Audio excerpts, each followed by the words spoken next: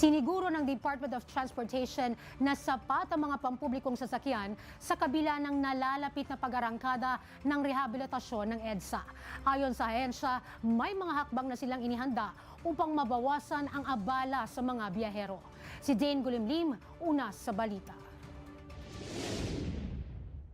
Matapos ang pulong ng Department of Transportation kasama ang MMDA at DPWH, tiniyak ni DOTR Acting Secretary Giovanni Lopez na sapat ang mga pampublikong sasakyan sa panahon ng Phase 1 Rehabilitation ng EDSA na sisimulan sa bisperas ng Pasko.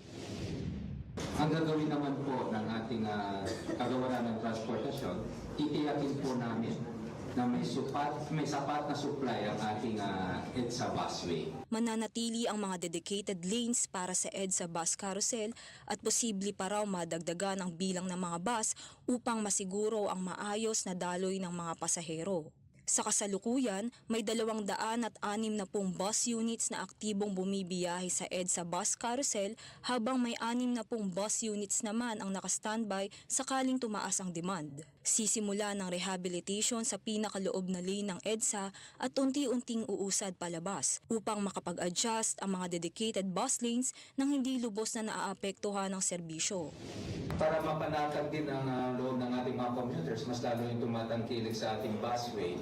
Nagpapasalamat kami kay SecFins at kay Chairman Don kasi talagang unahin po nila from December 24, hopefully it will be done by January 5, yung innermost lane, yung sinasabi natin yung kalsada para sa busway. Samantala, nilinaw ng DOTR na hindi na muling magpapatupad ng extended operating hours ang MRT3 dahil kinakailangan ng sufisyenteng oras para sa maintenance at sa kaligtasan ng mga pasahero. Bilang kapalit, inaasahang makakatulong ang pagdaragdag ng 3 Dalian train na magsisimulang bumiyahe sa araw ng Pasko upang makapagserbisyo ng mas maraming commuter. At kung may dadagdag ko lang po, ngayong December 25, ilo-launch na rin natin yung 3 bagon ng Dalian. Ayon sa DOTR, patuloy ang koordinasyon ng mga ahensya upang mabawasan ang abala sa trapiko at masiguro ang ligtas at maayos na pagbiyahe ng publiko sa panahon ng holiday rush. Nauuna sa balitang totoo at laging bago, Dane Gulimlim, alauna sa balita, Congress TV.